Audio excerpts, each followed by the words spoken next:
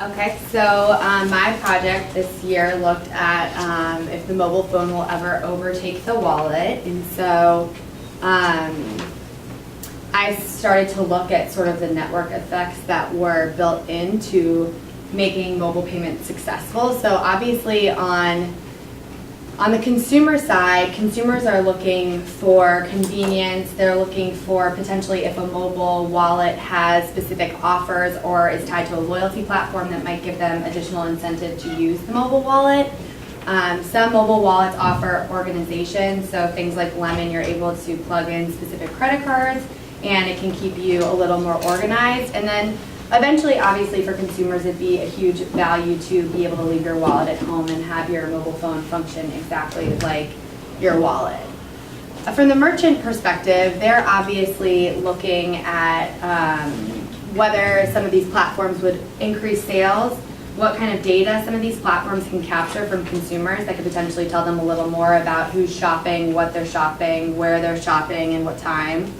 And then just increased customer engagement. Some of these platforms allow things like loyalty programs to be plugged in, and also, sort of communicating through those platforms, giving special offers to consumers is sometimes an incentive. And obviously retailers like Starbucks are building their own mobile wallets to increase that customer engagement. Right now it's a very, very busy conversation with a lot of people involved. So there's the financial institutions that are building out their banking platforms to potentially function as a wallet. There's retailers and services that are building their own or introducing new platforms that are potentially like OpenTable. You can not only book on their website, but now you can start to pay. And then wireless network providers, Verizon, are obviously partnering with new technology to create their own wallets. There's the device makers that sort of own the device, and they're able to kind of lead with the technology and restrict some platforms from working or not working depending on who the consumer set is. There's the traditional payment services like credit cards, MasterCard. They're trying to do a lot with NFC. And then there's the mobile payment providers like PayPal, LevelUp, Venmo, I'm sure you guys are familiar with, that are really creating their own sort of network of consumers and merchants to function on the phone.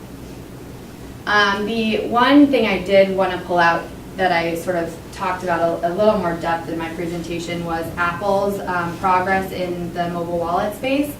They, have had success with their passbook that functioned just as sort of an organization tool, and you could plug things, loyalty cards in, and Starbucks cards worked within that passbook. So it did have some functionality, but it wasn't tied to any type of bank account or transactions in that regard.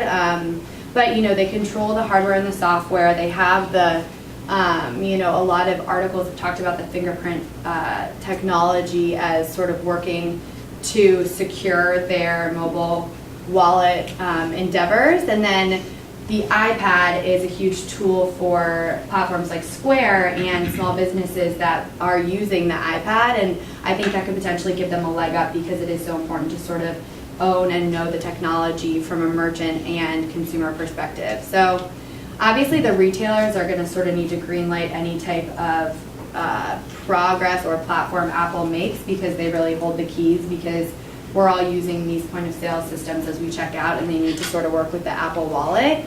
But I do think that it's worth noting that Apple has a lot of these accounts and credit cards already plugged into their platform because of iTunes, and they're actually outpacing Amazon and PayPal at this point. So they could have a lot of scale and leverage if they do choose to introduce something.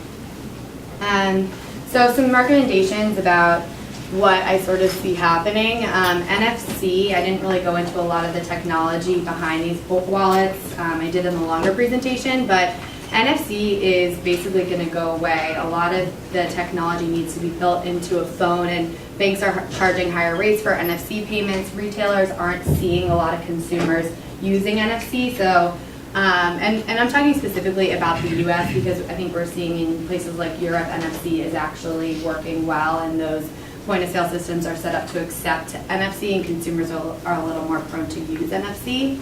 But I think in the US, the point of sale solutions that are gaining traction are things like PayPal and Square, and they don't really rely on that built-in NFC technology, and obviously the iPhone isn't set up to use NFC because that was the device and hardware is required to kind of have that near-field communication piece.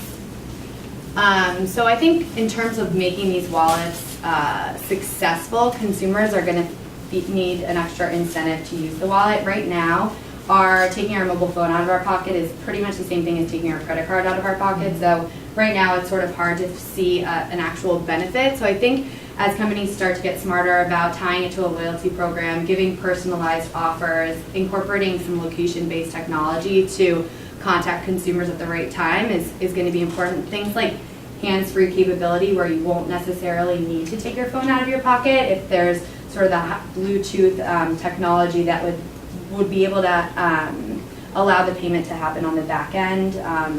I think companies like Square are using the facial recognition sort of technology to see how that might work. And then, obviously the organization piece could actually help for a lot of people, but right now no one really owns the whole wallet. So I think consumers are going to really need to think about how these wallets could potentially make their lives better, and also retailers are going to need to be careful about the data. So there's obviously that fine line between consumers feeling like the retailers have too much data. So obviously being able to get scale from a merchant and consumer perspective is going to make the wallets most successful. Privacy and security are sort of essential. They're underlying sort of the success of all of these wallet products for both consumers and merchants. And at the end of the day, retailers are going to want to use what a consumer wants to pay with. So I think that it's really the consumers are going to lead some of these wallets into success, because merchants want their consumers to be able to pay with whatever kind of technology they have. So that is the abbreviated version. Any questions?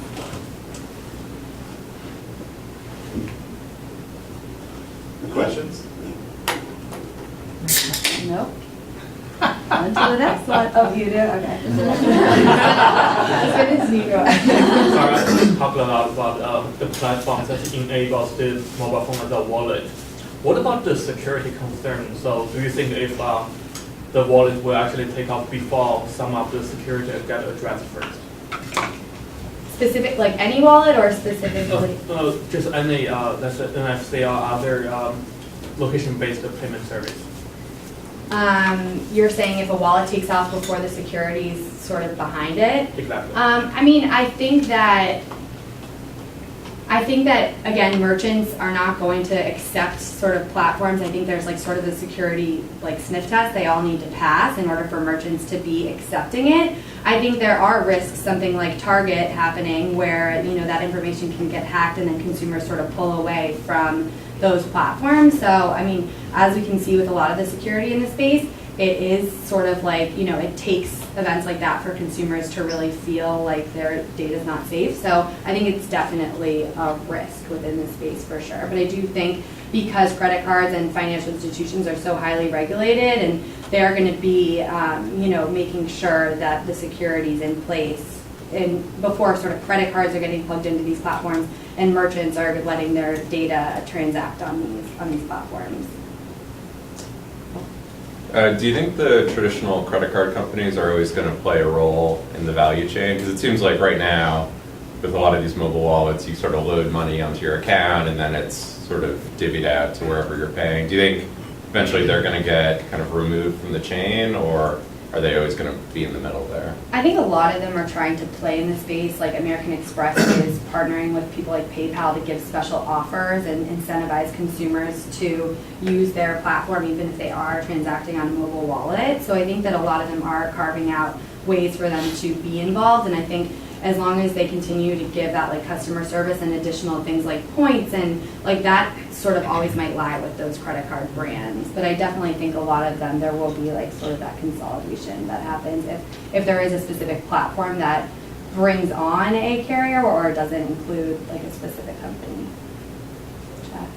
Do you think it's worth it for retail companies to be kind of investing in their own like, payment solutions now, or is it going to be like the PayPals and Google Walls of the world? Is like one of them going to win? I think that obviously it takes like a huge amount of resources to invest in a platform. I think it works for someone like Starbucks because people are interacting with that wallet every day. I think people open like 8 to 10 apps or something per day, so there's a limit on the number of apps people are going to want to continue to go into. I think that it sort of is based on the frequency of the consumers using, if it's like a Target, if they're going every day, maybe that makes sense. But setting it up so someone who's like your super consumer, like if they want to be plugged into loyalty, if you want to give them offers, I think having that platform to engage with consumers could be beneficial if you have the scale. Great. Thanks, guys.